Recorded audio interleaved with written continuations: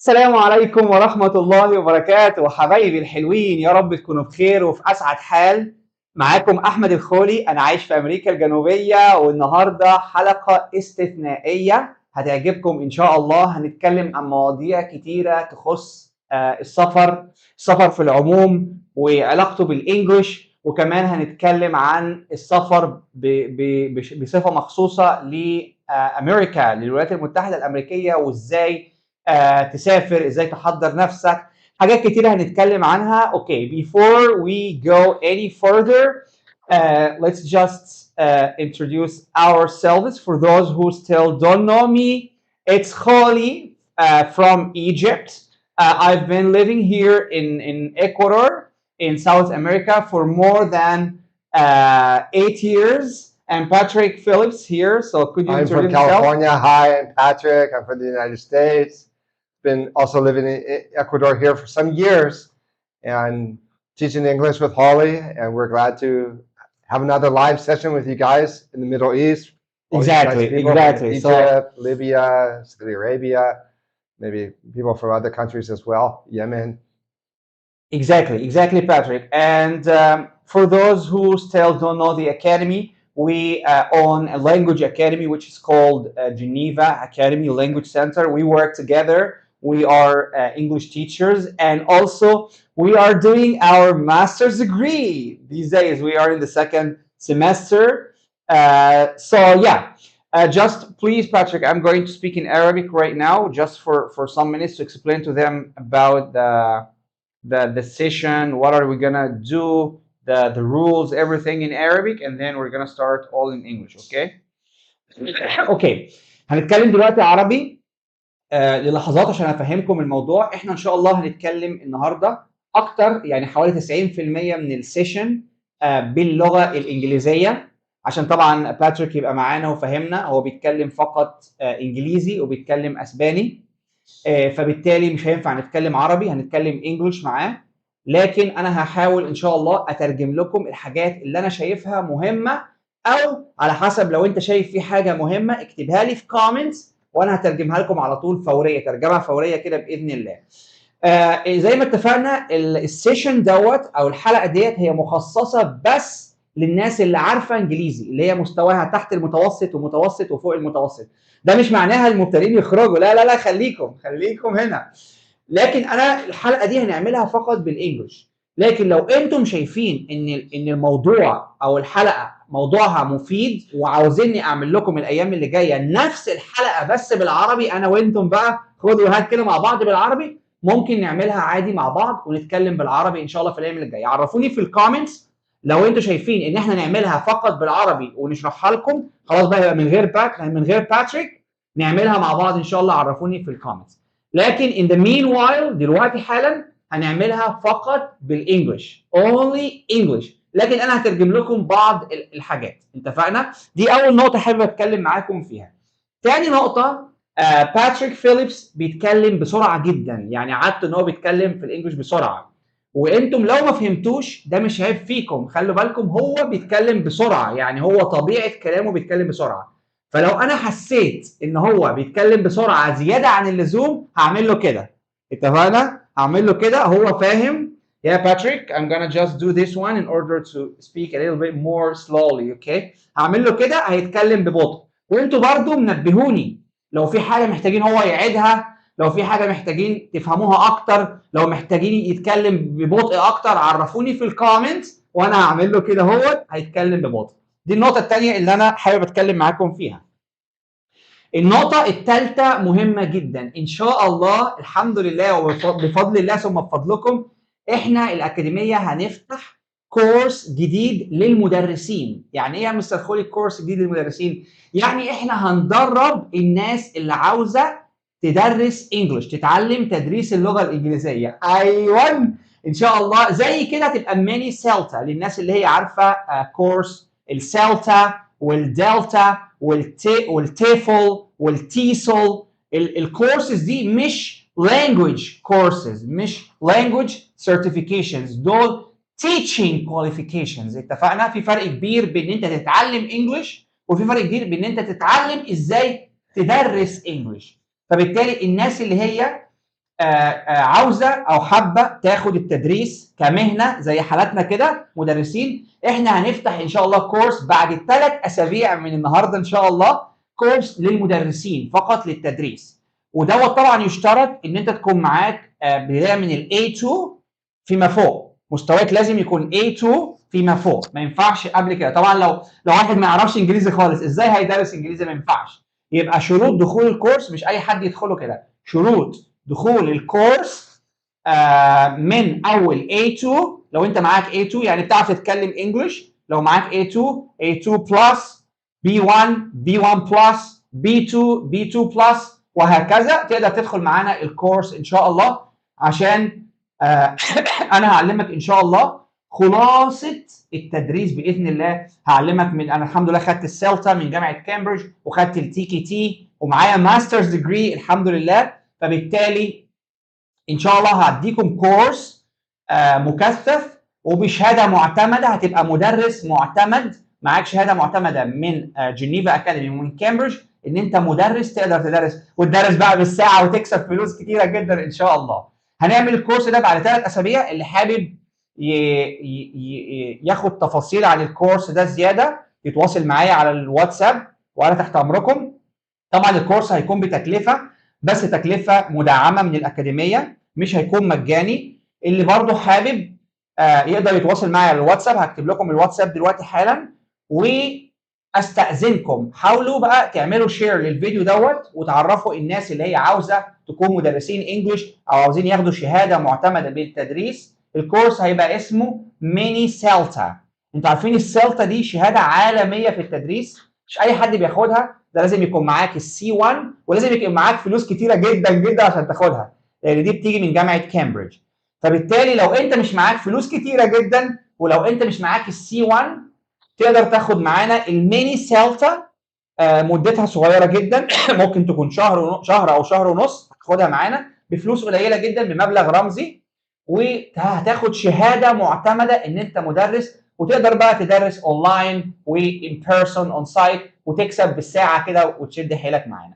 دي النقطه الثانيه. فبالتالي بستاذنكم كله دلوقتي يعمل شير للفيديو عشان ننشر العلم، واللي عاوز يدرس او يدرس يقدر يستخدم معانا. اتفقنا؟ دي النقطه الثالثه اللي انا حابب اكلمكم فيها. النقطه الرابعه ان احنا ان شاء الله اللايف هيكون اللايف دلوقتي هيكون عباره عن اسئله. طب انا جبت الاسئله دي منين؟ الاسئله دي منكم انتم. انا عندي الاف الرسائل على الواتساب بتجيلي، طبعا اللي عاوز ياخد انجلش كورسز، لكن في رسائل بتجيلي: مستر ازاي سافرت امريكا الجنوبيه؟ مستر انت بدات ازاي رحت البرازيل؟ عملت الحاجات دي ازاي؟ طب مستر انا عاوز اروح امريكا الشماليه، the United States. في اسئله كتير بتسالوها لي بتجيلي على الواتساب، الاف الرسائل. فبالتالي انا خدت اهم رسائل منها واهم اسئله وحطيتها لكم وهنجاوبكم عليها. باتريك سؤال اجابه وانا سؤال، باتريك سؤال وانا سؤال. اتفقنا؟ يلا نبدا. اوكي، هنتكلم انجلش وهحاول اترجم لكم. اتفقنا؟ تعالوا بقى قبل ما نبدا كده نشوف اللايف شغال ولا لا. اوكي وعليكم السلام ورحمه الله وبركاته. اهلا منورين الدنيا كلها. طيب كله شغال الحمد لله اهوت. اوكي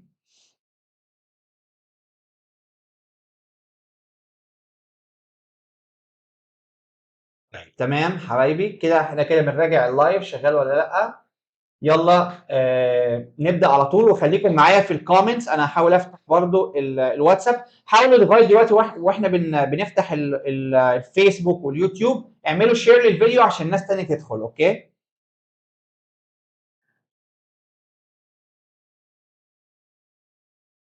يلا احنا كده، انا كده شايفكم. لحظه خليكم معايا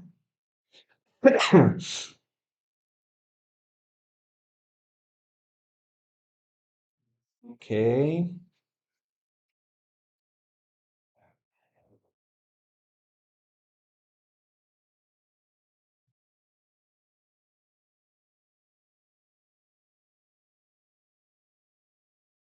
اوكي انا كده شايفكم كلكم حبايب قلبي. يلا نبدا. بسم الله الرحمن الرحيم. Without any further ado, let's get started. So, Patrick, we're going to just, I'm going to ask you some questions. My students like are really interested in knowing and getting to know these questions and the answers for those. So, the first question will be here, this one. So, how has a migration or illegal immigration become such a hot political topic in the United States? Okay. Well, the United States, of course, shares the southern border with Mexico, and there's always been a steady stream of illegal migration, but in the last years, it's really increased. In 2023, last year, it gotten over 10,000 migrants a day, over 2 million just in last year. And so it is, like you say, it's a hot political topic indeed. Often you hear politicians refer to the broken immigration system. Although for a lot of people from all around the world, but especially from Latin America, they can see it as an opportunity to go to the United States. And before, where you might have to pay $16,000 or $20,000 to a coyote to smuggle through, now the border is, comparatively speaking, wide open, and people are going on their own, and they jump the border, and then they're in the United States. And for many people coming from Latin America, especially if they have somebody they know that lives in the United States that can receive them, it's a good opportunity. Okay. Okay. So the second question. Well, actually, I wanted to ask you this one. Yeah, What's please. the correlation between traveling abroad and learning a new language? Okay. So,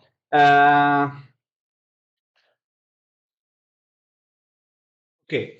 Well, for me, like you cannot travel abroad to any country without learning the language itself, like the language of the local people of this country. And when we talk especially about the United States, that means we have to learn English. This is really important. So I remember when I first came to Ecuador, I, uh, I wasn't able to speak a word of Spanish.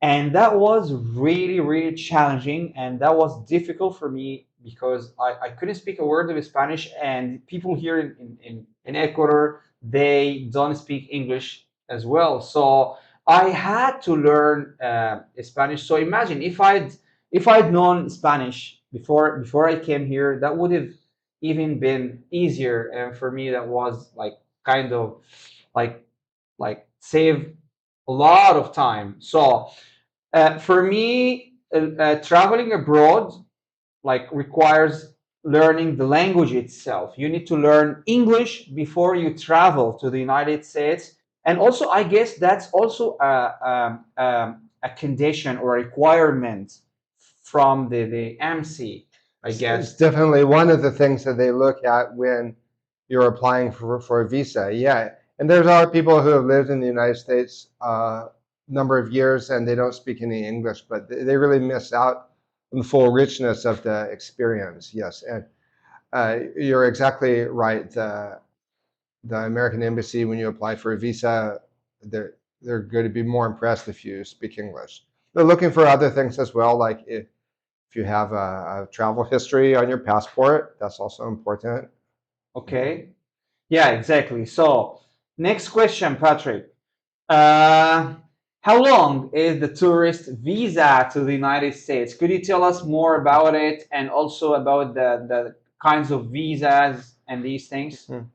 Yeah, well, most countries give you 3 months on a tourist stamp, but the United States actually will give you 6 months. And the tourist visa is the same as what we would call a tourist stamp. You need permission for a lot of countries in the world will need permission to go to the United States. But then you can go there for 6 months, Okay. and it lasts for 10 years. So every year for 10 years, you could go for 6 months. And that's actually, it works out for a lot of people because that's a lot of time. If they want to work illegally during that 6 months, they can. But then also you have the opportunity to try to get your paperwork another way, like through a work contract or through a marriage or something like that. And so there's people that go on a tourist visa and then wind up being able to stay, maybe getting their green card. Well, okay, just give me a moment.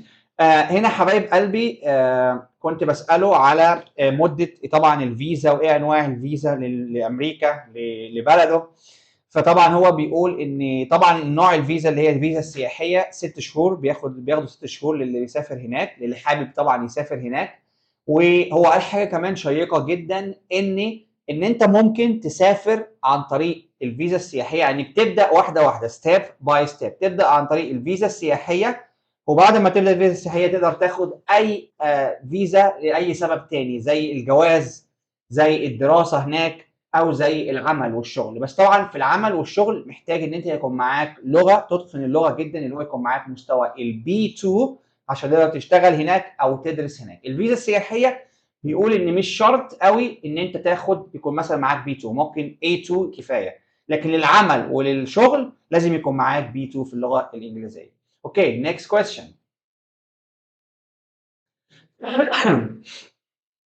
What's the difference between immigrants and migrants?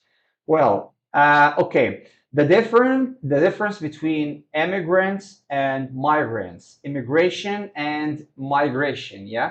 Okay. So the word immigration or immigrants means legal travel, when you travel legally, while the word migrants or migration when you travel illegally.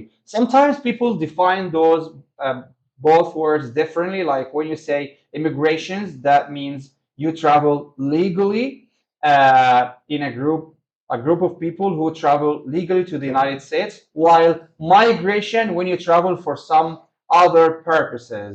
But as you mentioned before, Patrick, like you say, now in the United States they know the word migrants as traveling illegally to the United States. Like for example, you enter the United States through the border illegally, or you just go there for some other purposes, but you stay, you don't come back. So yeah, also when I think of the word migration, I think of migratory birds.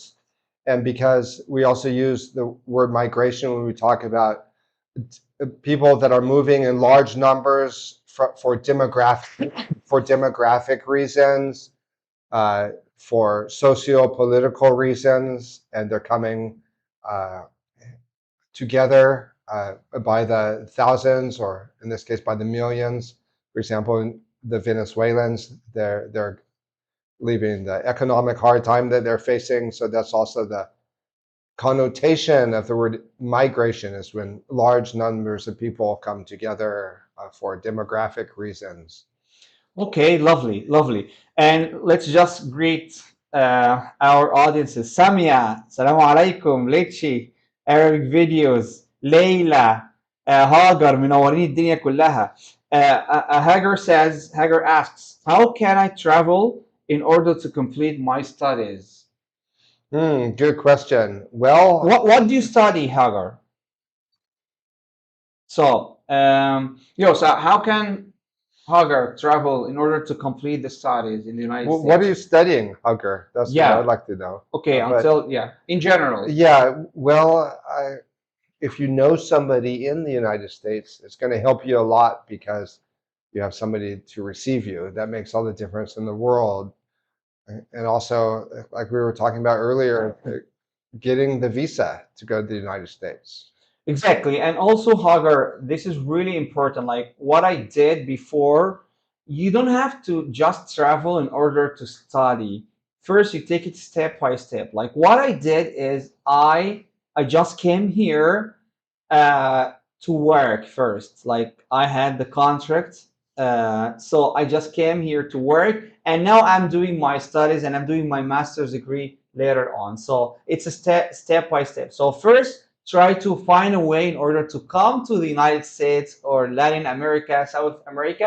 And then after that, when you are already here, you're going to have the chance to find ways and opportunities to travel and study. So this is really, really important, Hagar. So she says, as a trainer. So English trainer or study language. Yes, yes. She's an English teacher. That's lovely. That's yeah, lovely. you might also think about doing something with a university, like an exchange program.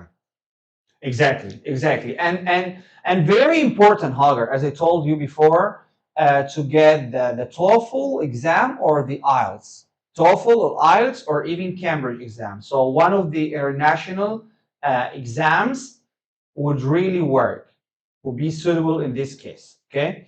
So next question. السؤال اللي بعد كده. Okay, Patrick, how can a strong command of English enhance the immigration process for individuals from the Middle East? Well, of course, having a strong command of English means that you're going to have access to the American culture. So you're going to have the inside information, and also, of course, going there, you'll be able to apply for a job or study because you already have the language. Yeah. Okay, what else? That's it. Yeah. اوكي طبعا انا سالته طبعا السؤال اللي هو يعني هل اللغه واتقان اللغه الانجليزيه هيساعدك ان انت تتعامل وتتعايش وتسافر هنا في مثلا في امريكا الجنوبيه، في اوروبا، في امريكا الشماليه، في الكلام ده كله؟ يقول لك طبعا اتقان اللغه ده بيبقى مهم جدا من ناحيتين، اول ناحيه انت تعرف تتعامل مع الناس وتتعامل مع المجتمع هنا السوسايتي، وتاني حاجه ان انت اصلا يقبلوك تسافر هنا، لان انت ما ينفعش مثلا تكون بتقدم على فيزا سواء سياحه او عمل او دراسه وانت ما عندكش على الاقل البي 1، لان هي طبعا بيبقى مختلفه. لو انت مثلا حابب تيجي سياحه الاي 2 او البي 1 بيبقى كفايه. البي 1 طبعا انا بتكلم بالمستوى الكامبريدج، لو مثلا بالايلتس يبقى مثلا 5 رقم 5 من 9 والكلام ده كله.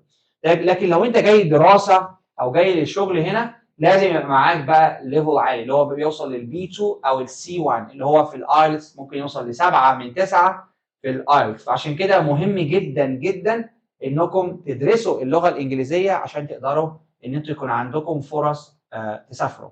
يعني انا في بدايتي لما كنت عايش في المملكه العربيه السعوديه، عشان ان انا اقدر ان انا اسافر واتنقل الخطوه ديت، في بدايتي اول حاجه عملتها هي تعلم واتقان اللغه الانجليزيه، وده اخذ مني شهور، ما جاش كده من يوم وليله، اخذ مني شهور. اتعلمت الانجليش الاول، اتقنته الحمد لله، بقيت بدرسه. اخذت كورس السلتا من جامعه كامبريدج من البريتش كونسل هناك، وبعد ما عملت ده كله بدات بقى اقدم السي في بتاعي لشركات ومدارس هنا في امريكا الجنوبيه، وهوب الحمد لله خطفوني على طول، لان الحمد لله الانجليش بتاعي في وقتها طبعا كان عالي جدا وتحسن. فهي الفكره في كده ان انتم من الاول تحسنوا الانجليش بتاعكم عشان نقدر نسافر.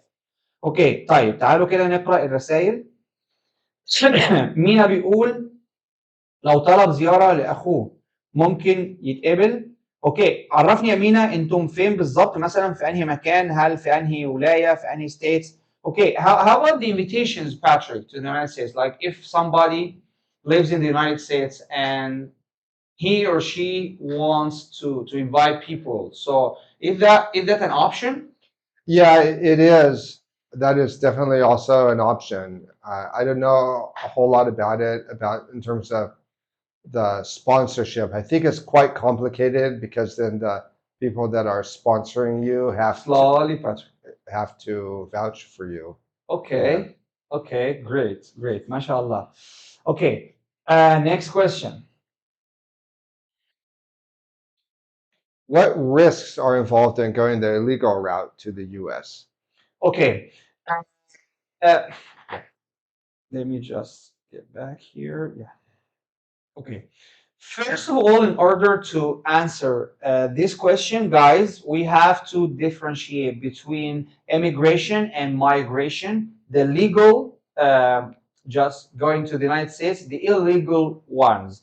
So I highly advise you guys to go to the United States legally, because otherwise you're going to have problems. Okay, so for me, I was discussing this with Patrick earlier, and like he mentioned some other risks, but for me, I just see it differently, because when you travel to the United States, let's say that you are going to be able to enter the border. You're going to be there in the United States or Latin America. I don't really mind that. Right now, it's widely open.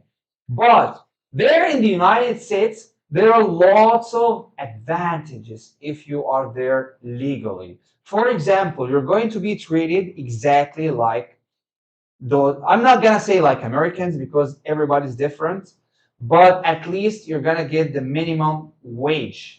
You're going to be treated exactly the normal one. And also business owners, people who are working, who have business there, they know that you are illegal in the United States, so they're not going to pay you the minimum wage, and you may have the risk of not getting your wage whatsoever, because they know that you cannot complain. They know that you're not gonna go to the government or the police station to complain, because they know that you're illegal there. So you might have the risk of not getting your salary, your wage. And there are lots of different risks which are bad if you travel to the United States illegally. Like, for example, you cannot own a car in the United States. You cannot get your the driver's license. You cannot study there. So even if you get caught in any checkpoints, that would be like a problem. You're gonna be in prison maybe, and then you're gonna be deported. Right now there's not a lot of deportations that are happening, but we do have the presidential elections this year happening in the United States, and there could be a new president at the end of the year who takes a very different policy towards illegal immigration. So it might look favorable now, but in a year or so, everything might change. Okay. Could you repeat what you said in order to translate to them, please? Yes. Well, the current president of the United States, Joe Biden, he has an open borders policy. Okay. But he might not be president next year, because the United States is having these presidential elections, and there might come a president who has a very different approach towards illegal immigration. I think you all know who I'm talking about. So, we don't know what's going to happen. Now, I have to say, though, that protecting the border never used to be a political issue. Barack Obama protected the border, comparatively speaking. This phenomenon of the doors being wide open, or so to speak, wide open, this is actually relatively new. And that's why it's so shocking, because we've never seen these kinds of numbers coming over the border. 2 million, yes, last year, tens of thousands per month. So it's really brought the issue of illegal immigration to the center of American politics in a way that it hadn't been before. اوكي طبعا انا سالت باتريك اني على موضوع السفر لامريكا، وايه الفرق ان انت تعيش هناك legally او تعيش هناك illegally. هو طبعا قال نقطه مهمه جدا، اللي هي بيقول انت ممكن تسافر بطريقه غير شرعيه لامريكا. دلوقتي الايام ديت الموضوع مفتوح وسهل جدا، لان لان رئيس الولايات المتحده الامريكيه دلوقتي جو بايدن يعني زي ما بيقولوا بالمصري كده سايب العمليه سداح مداح. لكن باتريك بيقول نقطه مهمه، ان جو بايدن ما حدش يعرف هل هو هيبقى السنه الجايه رئيس الولايات المتحده الامريكيه ولا هيتغير. فبالتالي لو انت طبعا لو اي حد بيفكر ان هو يسافر للولايات المتحده الامريكيه بطريقه غير شرعيه، طبعا احنا عارفين الطرق وانا اقدر اقول لكم عليها، بس هيبقى الموضوع شويه صعب، لان الايام اللي جايه بيقول ان الولايات المتحده الامريكيه النظام هيتغير شويه، وجو بايدن نفسه ممكن ما يكونش رئيس الولايات المتحده الامريكيه. فالموضوع هيبقى صعب، الحياه صعبه جدا للناس اللي هتبقى جوه بطريقه غير شرعيه، فبالتالي الموضوع هيبقى صعب عليهم جدا. هو بيوضح دي. اوكي باتريك could you tell us، طبعا هساله دلوقتي الحياه جوه في الولايات المتحده الامريكيه عامله ازاي؟ يحكي لنا شويه الحياه عامله ازاي في الولايات المتحده الامريكيه في اي ولايه، سواء انت عايش بطريقه شرعيه او انت عايش بطريقه غير شرعيه، يعني دخلت البلد الفيزا بتاعتك انتهت او بطريقه غير شرعيه. هخليه يشرح لنا الاثنين. اوكي جاهزين؟ طيب قبل ما نكمل طبعا تعالوا في الفيسبوك هنا أرق السيدات احمد ناصر منور حبيبي، هاجر حسين وكلكم، وانتي روي طبعا ما شاء الله كتير جدا، يعني بحييكم كلكم.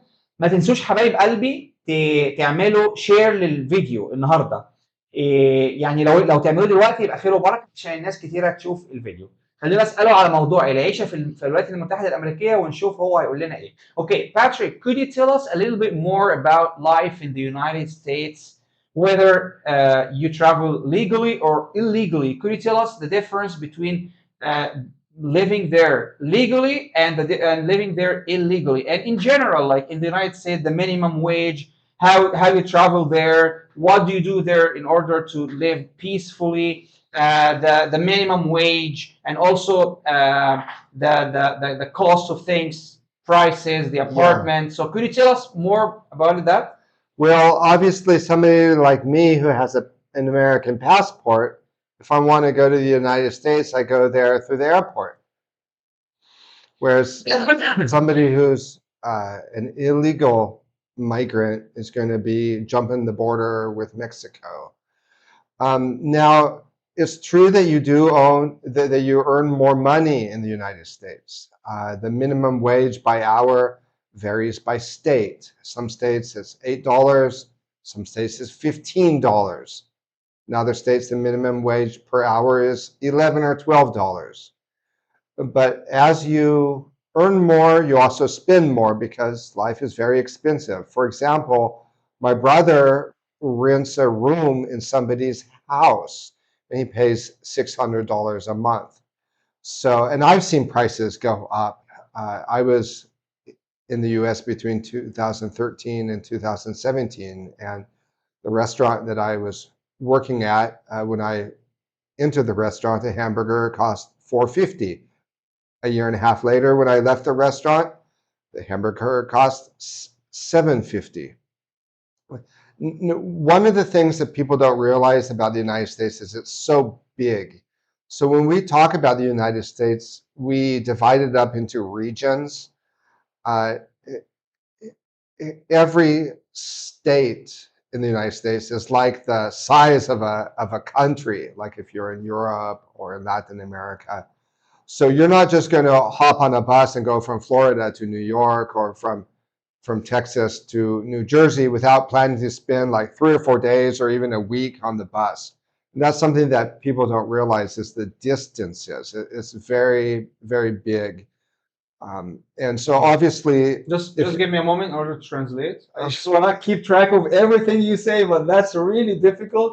So just divide your speech into some parts in order sure, yeah. Some people are asking if I could translate. Yeah, absolutely. اوكي طبعا انا كنت سالته عن العيشه في الولايات المتحده الامريكيه طبعا بطريقه شرعيه او بطريقه غير شرعيه في العموم. يعني هو بيقول صحيح ان في الولايات المتحده الامريكيه زي ما الناس فاكره ان بياخدوا فلوس كتيره، الاسعار عاليه يا معلم، بياخدوا فلوس كتيره. فبيأكد وبيقول صحيح الكلام ده، لكن الناس مش فاهمه نقطه معينه الا وهي ان زي ما انت بتاخد كتير بتصرف كتير. بمعنى ايه؟ ان انت ممكن نتكلم على مصر مثلا. مصر المرتبات ضعيفه جدا، ممكن توصل ب 3000 جنيه 4000 جنيه، لكن برضه انت بيكفوك. يعني الموضوع طبعا انا عارف ان الاسعار، انا بقالي ما نزلتش مصر بقالي دلوقتي 13 سنه، فعارف طبعا ان الموضوع مختلف، لكن انا بتكلم من ايام ما كنت انا عشت هناك. طبعا لو في اختلاف عرفوني في الكومنتس، لكن انا بتكلم على اللي انت بتقبضه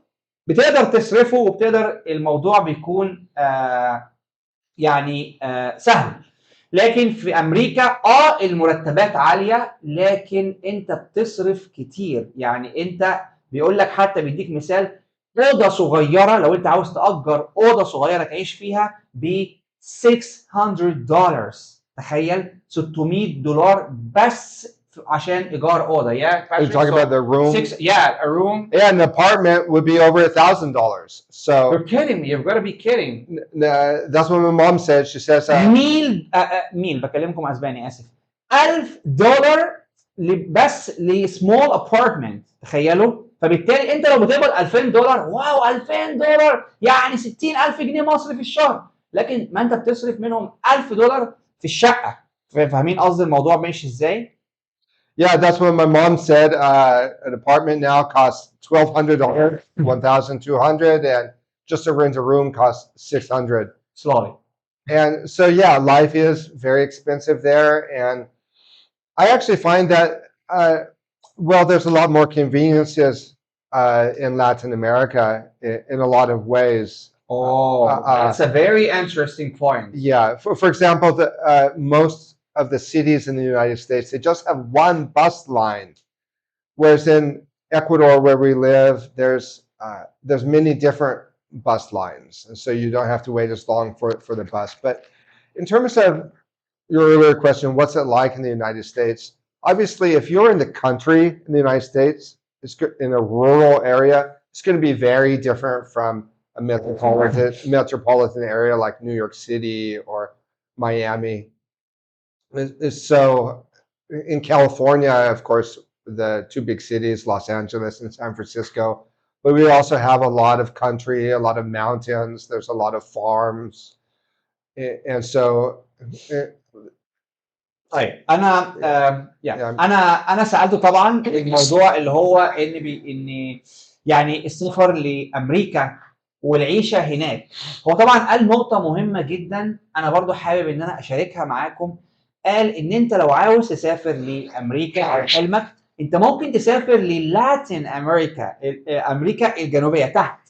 هي نفس الامريكتين، لكن امريكا الجنوبيه تحت افضل ان انت تحوش فلوس. بيقر علينا يعني. And can I say something else about Latin America? Sure. In Latin America, there's a lot more services, a lot more places to have your hair cut, a lot more tailor shops. There's a lot more of every kind of services, because in the United States, because everything's so expensive, you're not going to just be going and paying $100 to have your nails polished every week. You're just not.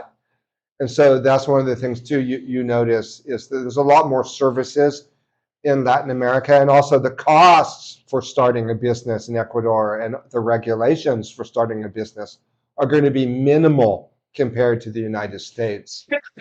And so that's also one of the advantages of living in Ecuador, is that there's more creative possibilities to live a fuller life. اوكي، طب ركزوا معايا هنا جدا عشان الموضوع ده شيق جدا. انا اصلا يعني هو خد مني فكره انا كنت عاوز اقولها لكم، وهو برضو بيكمل عليها. ايه هي الفكره في الاول اللي انا كنت عاوز اقول لكم؟ ان انت لو عاوز تسافر مثلا في ناس كتيره بيكلموني على الواتساب وبيبعتوا لي على الفيسبوك، يا مستر انا عاوز اسافر انجلترا، انا عاوز اعمل ماجستير في امريكا. مثلا في واحده خلصت جامعه ومع ما شاء الله معاهم حتى امكانيات وانجلش وفلوس، لكن هو الموضوع مش كده. الموضوع ان انت لو عاوز تسافر وتدرس هناك في امريكا، في انجلترا، في اوروبا، في الاماكن ديت، انت المفروض، ده نصيحتي يعني ليكم، ان انت تاخدها ستيب باي ستيب. يعني ايه؟ يعني انت تملى الباسبور بتاعك بستامبس. يعني ايه؟ يعني تروح دول الاول سهله. ليه؟ الكلام ده بيساعدك في حاجتين. اول حاجه في الخبره وفي الفلوس. تاني حاجه ان انت لما بتقدم على فيزا لامريكا الشماليه يونايتد ستيتس او امريكا الجنوبيه، بيبقى صعب جدا يقبلوك لو الباسبور ابيض يا ورد. صعب جدا، خلي بالك، لازم الباسبور يكون مليان. سافر الاردن، سافر ليبيا، سافر اوغندا، سافر تنزانيا، سافر افريقيا، سافر المغرب. لو انت من المغرب سافر تونس. املأ الباسبور بتاعك عشان لما انت تروح تقدم على فيزا، سواء كانت فيزا سياحيه او فيزا دراسيه، يشوفوا الباسبور، الراجل ده من مصر لكن سافر تونس وسافر الاردن، ده زار الاردن وزار كذا كذا، طب ده سافر السعوديه. فبالتالي الباسبور بتاعك لو مليان travel history. travel history. Thank you Patrick for this. لو الباسبور بتاعك مليان هيبداوا يدوك لا خلاص ده هيسافر والدنيا حلوه، مش هيعمل لنا مشاكل، فهيدوك الباسبور. فهي دي كانت فكرتي، ان انت لو حابب يعني مفيش اي مشكله، دريم بيج، عاوز تسافر لاماكن عاليه مفيش اي مشكله، لكن ابدا خدها خطوه بخطوه. الموضوع ده كانت فكره ليا، انا حابب ان انا اقول لكم واشارككم. حاول تسافر دول صغيره الاول، انا مش بتكلم على صغيره في القيمه، طبعا كل الدول ليها قيمتها الحمد لله، لكن صغيره من ناحيه ان سهله المنال، ان انت تقدر تروحها. لو انت من الاردن او لو انت من ليبيا تقدري تروحي مصر، الموضوع سهل، فبالتالي سافري مصر وارجعي، بعد كده سافري تونس، بعد كده سافري دوله مثلا، سافري جنوب افريقيا ممتعه جدا جدا. تعالي هنا امريكا الجنوبيه، او تعالي هنا امريكا الجنوبيه، عندنا البرازيل، الارجنتين، المكسيك، الدول دي كلها انا سافرتها وعشت فيها، عشان كده الحمد لله الباسبور بتاعي ما فيهوش نقطه فاضيه. فبالتالي انا لو عاوز اسافر اي مكان الموضوع بيبقى سهل، لان بيبقى عندك الباسبورت مليان اختام. دي اول نقطه باتريك اتكلم فيها. النقطه الثانيه ان بيقول لك ان العيشه في امريكا الجنوبيه، مكان ما احنا عايشين دلوقتي، افضل مليون مره من العيشه فوق في امريكا الشماليه، مش فوق في السماء، فوق في امريكا الشماليه. من ناحيه الاسعار طبعا كان بيتكلم على الاسعار، وفعلا انا بايده كويس جدا. هنا الحمد لله انت بتكسب كتير قوي وبتصرف قليل قوي، مقارنه طبعا بامريكا الشماليه. بمعنى ايه؟ بمعنى انت هنا بتكسب حوالي 3000 دولار في الشهر لو انت عادي، لكن لو انت عادي مثلا موظف عادي، لكن لو انت صاحب بيزنس وصاحب عمل والكلام ده كله ممكن يوصل ل 8000 دولار شهريا، وبتصرف قليل جدا. يعني هو ذكر مثال بحلاقه الشعر، هو ما شاء الله عنده شعر كتير، انا ما عنديش شعر. بحلاقه الشعر رخيصه جدا، بيقول لك هنا بتوصل ل 2 دولار، بتحلق شعرك ب 2 دولار. في امريكا الجنوبيه how much money if you have your haircut in the United States? For a guy at a barber shop could be $25. For a woman it's going to be more. All kinds of services in the United States are very expensive, so there's less of any kinds of services. تخيلوا 25 دولار عشان تحلق شعرك. الحمد لله انا ما عنديش شعر. 25 دولار في امريكا، فالموضوع مش يعني it doesn't sound really attractive to live and travel to the United States. There are lots of alternatives like يعني انت ممكن تسافر امريكا الجنوبيه، هنا بلاد جميله جدا، الارجنتين، البرازيل، الاكوادور، اماكن كتيره تقدر تعمل فيها فلوس كويسه وتدرس. يعني انا الحمد لله بدرس هنا، بعمل الماجستير في فرع جامعه سان فرانسيسكو، موجود هنا في امريكا الجنوبيه، ما شاء الله جامعه من احسن جامعات العالم. My case, I've always admired Latin countries, not only Latin America, but also France, Spain, Italy, Portugal. But it's a little hard. It would be a little harder for an American to immigrate to those countries. An American can go to Europe and enter on a tourist stamp, but to actually live there and work and teach English, you're going to need all your paperwork in order. So I'm happy about the fact that I'm in Latin America, and of course the Mexican heritage and the Spanish heritage is. It's almost like in our DNA in California. The Spanish named all the cities in California, and so we're very close to our Mexican and Spanish heritage, because a lot of those states in the Southwest, they were first part of Spain, and then later they were part of Mexico. You know, so it's not such a leap of faith me coming down here as you might think. Although there are a lot of Americans who have immigrated and Canadians who have immigrated to Ecuador, but in certain areas of Ecuador. اوكي، طب حبايب قلبي دلوقتي تقدروا تكتبوا اسئلتكم في كومنتس واحنا هنجاوب لكم على اي سؤال. اي سؤال يخص اللغه الانجليزيه، كتتعلم لغه انجليزيه، او يخص السفر، اكتبوا لنا واحنا معاكم دلوقتي. اكتب لنا في كومنتس على الفيسبوك وعلى اليوتيوب وانا معاكم ان شاء الله. اتفقنا؟ دلوقتي هنا قلق السيدات بتقول Patrick, how can my dad travel to the United States to work? He's a lawyer, so could you give Oh, her? okay. Well, he should go to the American embassy and get a visa. What country is he in? Uh, she didn't mention. Some Arabic country. Yeah. Yeah, it's hard to give specific information without knowing the specific cases. You know, but like everything we're saying, when you go to apply for the visa, language is definitely one thing that they look at. They're also looking at travel history. Are you independently, like, do you have enough money so that you're coming back? So they look at bank accounts. Okay, can I answer this question? I Yeah. guess. Okay, I'll like to say that. I'm a lawyer too, by the way. And if your father wants to travel to the United States or any other country, first of all, as a lawyer, you know it's different. The law is different between a country to another. So he has to study first the international law and the law of the destination where he's gonna travel, because this is very important. The laws in the United States are totally different from laws in Egypt, for example, or in Jordan. So he has to study the international law in English or in French if he's traveling, or if he wants to travel to a country in, for example, France.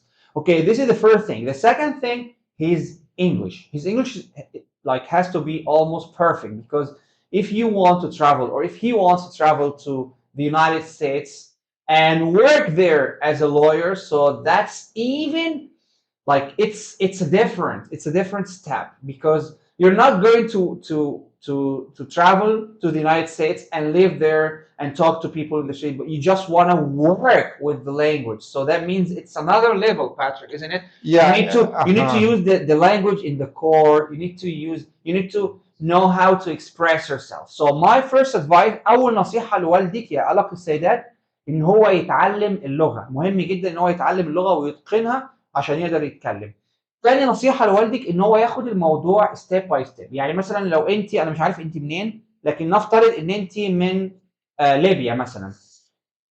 والدك عاوز يسافر، يسافر الاول مصر، يقعد شهر شهرين يدرس حاجة صغيرة هناك، يتعامل، بعد كده ياخدها خطوة خطوة. ممكن يسافر جنوب افريقيا، بلد دولة بيتكلموا انجلش اللغة الرسمية، بعد كده ياخدها خطوة خطوة. دي نصيحة ليك يعني. اوكي. هاجر حسين باتريك، نبدأ منين عشان نقدر نتكلم انجلش بطلاقة عشان اقدر اسافر بشكل رسمي؟ Okay, I'm gonna ask this question. Patrick, Hagar says, now I want to travel, but I first want to improve my English. So where should I start? Learn English with Holly. Okay. Study with Geneva Academy online. Also, it's good to honestly know where you are in terms of your English abilities. And for that, the levels of the Cambridge exam are invaluable. Baby steps, you know, reasonable goals. Maybe take the A1 exam, the A1 Cambridge exam, and then take the A2, and then at least you'll be familiar with the different levels. I assume if you're watching this video, you're already invested in terms of learning English. But there's, like we talked about on the last live, there's all sorts of ways to improve your English. And maybe you don't have access to speaking, but there's things you can do to compensate, like speaking in front of the mirror, and then one day you'll wake up and you'll find that you speak English. There's all things that we can do. What we find when we've taught these Cambridge exams is that usually students are weaker in terms of writing and reading, but that's just because as students we spend more time on listening and speaking. So what we usually find is that it's the area of the writing and the reading that students need more work on, and that's something that obviously you can do in the comfort of your own home. Also, for those who want to learn English, actually, this is something new. I guess I haven't mentioned this before, but this is really important for Arabic speakers, us who want to learn English. I think Arabic is a very important language, and we are really lucky to speak this language because it has all the sounds. So for me, in order to, that sounds weird, but this is the truth. In order to learn English and in order to master your language, you need to master Quran. And I don't know if Patrick knows about it or not, but in Quran, in the Quran al-Karim, in our Quran, there are lots, like thousands and thousands of sounds that let your mouth work in different ways. So if you master Quran, you're going to learn English perfectly, actually. So, and Quran helps me a lot. In Quran, Patrick, we have different sounds that really you never imagine that you, like, if you learned Quran, you wouldn't imagine that there are some parts of your mouth that move automatically without any. So that's different. For Is that example, because it's classical Arabic? of course, classical Arabic, and there are different sounds. اللي انا عاوز اقوله حبايب قلبي للناس اللي هي لسه معانا صعب الفهم باللغه الانجليزيه، ان لو انت طبعا بالنسبه لهاجر ولاي حد سال السؤال عاوزه تبداي ان انت تتعلمي الانجليش، طبعا هتبداي عادي مع الجمل وتتعلمي ان شاء الله، احنا ممكن نساعدكم في الموضوع ده، تبداي مع الجمل والكلام ده كله. لكن لو عاوزه تتقني بقى اللغه وتتكلمي يعني زي باتريك كده، يبقى انت لازم تحفظي القرآن. So it sounds like you're saying that Arabic people actually have some advantages in terms of learning languages that people from other countries don't have. Undoubtedly, exactly, Patrick. Which actually, I think that's why your Spanish we is have so different. good. Exactly, thank you. In Arabic, we have different sounds. Actually, I do speak English, Spanish, and Arabic. Okay, but my Spanish is way. I mean, I'm talking about the Spanish pronunciation is way better than Patrick's Spanish pronunciation, just because of my Arabic background. I come from the Arabic background language, so that enables me to pronounce the R. For example, I say when I speak Spanish, for example, I say esta comida está muy rica.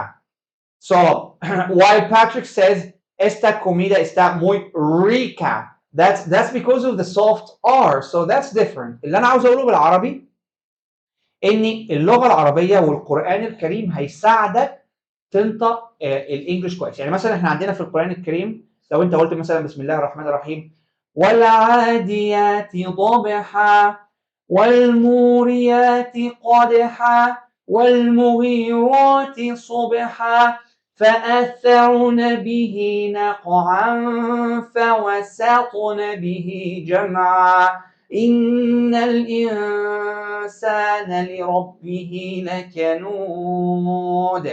شايفين اللي انا قلته دلوقتي؟ قلت اصوات السين اللي هو بالانجلش الاس والصاد والضاد وضبحه والتفخيم والترقيق. ساعات انا في الدروس بتاعتي في الانجليش بقول للناس رقق ال بلاش القران مع الانجليزي، رقق اللام ال او فخم ال فخم الار، لان احنا عندنا في القران الكريم في ترقيق وتفخيم، وفي الانجليش اللي باتريك ما يعرفوش ان في ترقيم وفي تدقيق. طبعا باتريك هينام مني مش فاهم اي حاجه. Do you understand what I'm saying? Nope.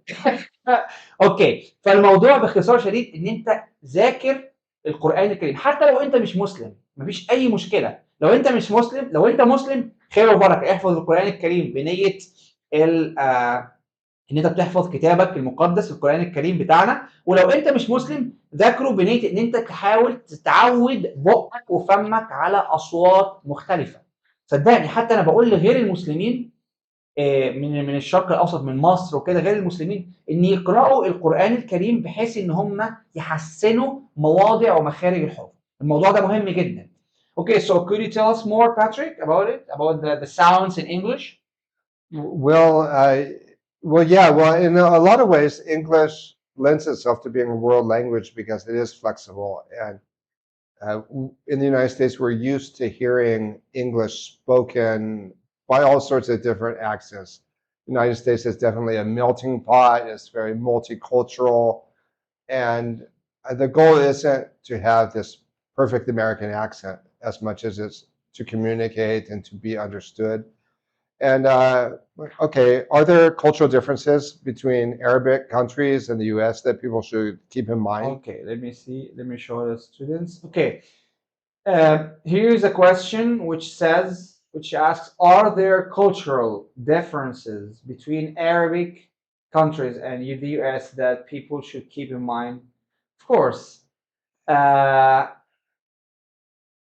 هنا احنا هنتكلم على الفروقات في العيشة والحياة بين أمريكا وبين الشرق الأوسط، الدول العربية، مصر والأردن وليبيا والمغرب وتونس وهكذا والسعودية. Okay, could you just start? Well, and I'm not from an Arabic culture, so that's going to be a little hard for me to say.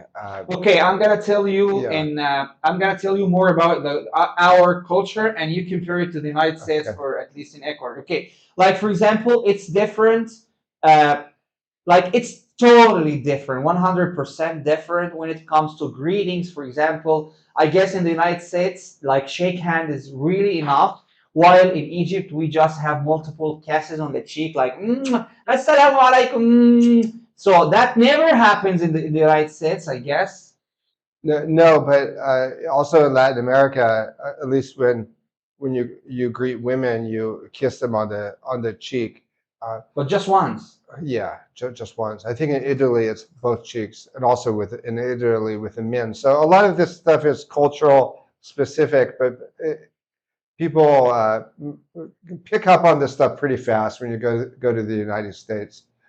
One of the things, though, that I have noticed over the years, and that people realize it when they go to the United States, is that we don't have a homogenous culture like a lot of countries do.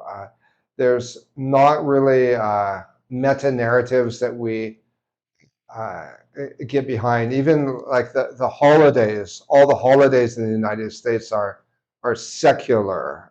There's not really, it's not really a united culture as much as I think some people imagine. And it's gotten more like that over the years. The United States is made up of a lot of subcultures and subcultures. اوكي طبعا هو دايما الكلمه دي بنقولها، بترجم لكم اللي بيقولوا ان هي melting pot. Yeah, Melting pot. Yeah, exactly. ان the United States is such a melting pot country. يعني ايه؟ يعني ان بيقول لك ان امريكا ملهاش ثقافه واحده زي عندنا. ده طبعا العيب في امريكا، ان احنا الحمد لله ثقافتنا بتبقى ليها جذور ومنابع. الحمد لله احنا في العرب كعرب يعني عندنا ثقافه موحده. هناك في امريكا عاوز يقول لك ان الناس من زمان، اللي جاي من الصين اللي هم الايجا، واللي جاي من كذا، فبالتالي هم ثقافات متعدده اسمها a melting pot culture. يعني ثقافات متعدده، ثقافه الصين موجوده، ثقافه اللاتين، المكسيك ولاتين امريكا موجوده، ثقافه نورث امريكا، انديانز، فثقافات مختلفه، لكن طبعا مختلفه تماما عن ثقافتنا في امريكا. For example, Patrick, the dress code. How about the dress code? For example, in Egypt, like I'm just talking about Egypt because I'm from Egypt. So Egyptian people, women, especially women, they dress differently. Like we have hijab which covers the hair, and we have niqab, which covers the whole face. But like we also have some other women, and we respect all like the way how they dress, but they dress normally. But even though if they dress normally, it's totally different from the dress code in the United States. Like, yeah, well, there's not really a dress code in the United States, but it's interesting that in the offices and the banks, you have something that's called business casual, which is also different from Latin America, where the men wear suits. In the United States, if you work in an office, there's a kind of dress that's business casual. But in the United States, most of the women wear pants, and you can see women driving buses and stuff like that. So in that sense, maybe there's not such a big difference between men and women. But California is a jeans and t-shirt place. It's pretty casual. California, a lot of the men have beards and long hair, and it's that's considered normal. You don't blink an eye if you see a man. A lot of the men have beards. In other parts of the United States, like in the middle of the country, maybe it's a little bit more conservative. But like in California, you see a lot of men with long hair, kind of it's not even considered hippie. It's just you don't blink an eye. Just a style. Okay, Patrick. Yeah. That's enough for today. Thank you very much, Patrick, for being here. And I guess we're also looking forward to having more and more sessions with you in order to get to know more about the culture. We might have another session or live video to talk about states in the United States and some geographical information. That would be great. So thank you very much, Patrick. حبايب قلبي احنا هنوقف لغايه كده النهارده. احنا دي بس حاجه كده صغيره عشان نوريكم الفرق او نتكلم على الفرق بين الولايات المتحده الامريكيه والدول العربيه من ناحيه اللبس ومن ناحيه الطبع وازاي تسافر هناك. اللغه مهمه جدا. خلي بالكم حبايبي ان عشان تتعلم لغه قوم لازم تتعلم الثقافه بتاعتها، وده مش كلامي طبعا، ده علم انا بدرسه في الماجستير. عشان تتعلم انجلش لازم تتعلم بعض من ثقافه امريكا وانجلترا عشان تحس اللغه. وانا لما بقول لك اتعلم الثقافه مش بقول لك ان انت تعمل زيهم. لو هما بيشربوا خمره مستر خولي قال لنا بقى انا اروح اشرب خمره، لا. تتعلم تبقى انت عارف الثقافه، بيعملوا ايه، اعيادهم ايه، ثقافتهم ايه، الهزار بتاعهم ازاي، حتى الجوكس، الحاجات دي كلها. فمهم جدا الحلقات دي ان شاء الله هنعملها على طول عشان تساعدك تتعلم ثقافه الدول ديت الغربيه اللي هي امريكا وكده. ما تنسوش حبايب قلبي تعملوا شير للفيديو، مهم جدا تساعدونا في نشر العلم. مهم جدا في ان احنا نعمل شير للفيديو، ما تنسوش، وكمان لايكس للفيديو. وان شاء الله هنرجع الجمعه اللي جايه مع درس هنتكلم لغه عربيه، هنتعلم انجلش باللغه العربيه كل يوم جمعه. نشوفكم على خير باذن الله.